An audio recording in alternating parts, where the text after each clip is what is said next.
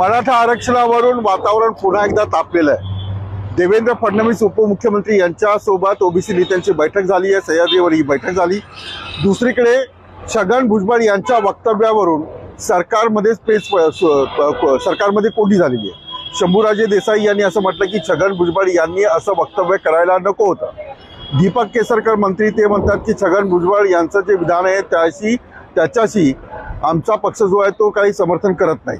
त्यामुळे मराठा आरक्षणासाठी जी शिंदे समिती नेमली आहे त्या समितीवरच ओबीसी नेत्यांनी आक्षेप घेतलेला आहे आणि आता मराठा विरुद्ध ओबीसी असा संघर्ष पाहायला मिळतो की काय असं चित्र निर्माण झालेलं आहे। मराठा आरक्षणासाठी शिंदे सरकारने, एकनाथ शिंदे यांच्या सरकारने सरसकट कुणबी जे आहेत त्यांना प्रमाणपत्र दिलं जाईल ज्याच्या नोंदी सापडलेल्या आहेत अशा प्रकारची घोषणा केली आणि मराठा समाजाला आरक्षण दिलं जाईल अशा प्रकारचं आश्वासन दिलं आहे। आता हे आश्वासन जे मुख्यमंत्री एकनाथ शिंदे यांनी छत्रपती शिवाजी महाराज यांच्या पुतळ्याला नमस्कार करून त्यांची शपथ घेऊन मी मराठ्यांना आरक्षण देईल अशा प्रकारची शपथ त्यांनी घेतली आहे। त्यामुळे सरकारला हे मराठा आरक्षण द्यावं लागेल, अन्यथा एकनाथ शिंदे यांची इमेज जी आहे ती डागाळली जाऊ शकते जर आरक्षण दिलं नाही तर।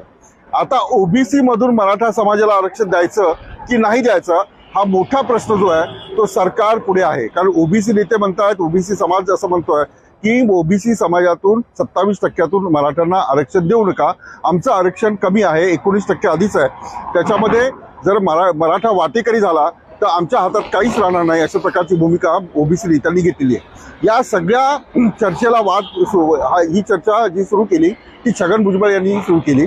एक ऑडिओ क्लिप जी आहे ती व्हायरल झाली। छगन भुजबळ यांना एका नेत्याचा फोन आला आणि ओबीसी समाजामध्ये प्रचंड अस्वस्थता आहे, चिंता आहे अशा प्रकारचा तो संवाद होता आणि त्या संवादाची संपूर्ण सोशल मीडियावर चर्चा झाली।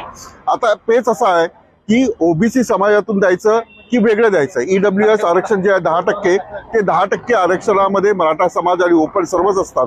पण आता मराठा समाज, मनोज जरांगे पाटील यांची जी मागणी आहे ती सरसकट मराठ्यांना कुणबी हे प्रमाणपत्र दिलं पाहिजे, त्याला ओबीसी नेत्यांनी आक्षेप घेतलेला आहे। आणि याच आक्षेपावरून आता सरकारमध्ये जे मंत्री आहेत, एकनाथ शिंदे यांची शिवसेना असेल, अजित पवारांचा राष्ट्रवादी काँग्रेस पक्ष असेल आणि भाजप असेल, या सगळ्या पक्षाचं असं म्हणणं आहे, या तिन्ही पक्षाचं असं म्हणणं आहे की ओबीसी समाजातून आरक्षण देऊ नये। त्यामुळे ओबीसी समाज नाराज होईल आणि त्याचा परिणाम जो आहे तो निवडणुकांमध्ये पाहायला मिळेल। आता सर्वात महत्त्वाचं दिवाळी आहे, दिवाळीच्या वेळेला या सगळ्या मागण्या पुढे येत आहेत। छगन भुजबळ जे आहेत ते बैठका करतायत, देवेंद्र फडणवीस यांच्या बैठका ओबीसी समाजाकडून होत आहेत आणि अशा बैठका सुरू असताना नेमकं काय होणार आहे अशी चिंता महाराष्ट्रातील प्रत्येक गावामध्ये आहे, महाराष्ट्रातील प्रत्येक शहरातील वस्त्यांमध्ये आहे। याचं कारण असं आहे की मराठा आरक्षणाचा जो मुद्दा आहे तो मुद्दा मोठ्या प्रमाणावर चर्चेला गेला आहे आणि जी सभा आहे मनोज जरांगे पाटील यांची झाली होती ती सभा पाहता हे वातावरण अधिकच गंभीर होण्याची चिन्ह पाहायला मिळतात। यातून शिंदे समितीने जे मराठवाड्यामध्ये कुणबी प्रमाणपत्र असल्याच्या नोंदी मिळवलेल्या आहेत त्या सर्वांना प्रमाणपत्र दिलं जाईल, पण इतर जे मराठी राहतील त्यांचं काय करायचं हा मोठा प्रश्न आहे।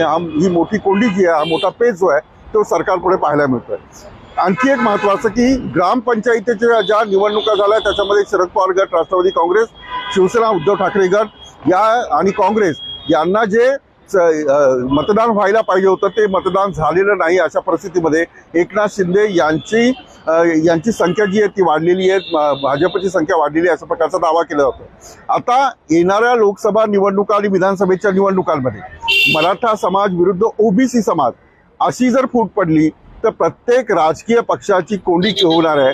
इतकंच नाही तर राजकीय पक्षाचे जे उमेदवार असतील त्यांची कोंडी होणार आहे। याचा अर्थ असा आहे की एखाद्या ठिकाणी मराठा उमेदवार असेल तर मराठा उमेदवार जो आहे तो मराठ्यांची मतं घेतील आणि त्याच्या समोर जे असतील त्यांना ओबीसी मराठा उमेदवाराला मतदान करेल की नाही करेल अशा प्रकारची भीती आता व्यक्त केली जाते। ती प्रत्येक आमदारांमध्ये, जे विद्यमान आमदार आहेत, जे इच्छुक आहेत त्यांच्यामध्ये ही भीती आहे, जे खासदारकीचे उमेदवार आहेत, जे विद्यमान खासदार आहेत त्यांच्यामध्ये ही भीती आहे।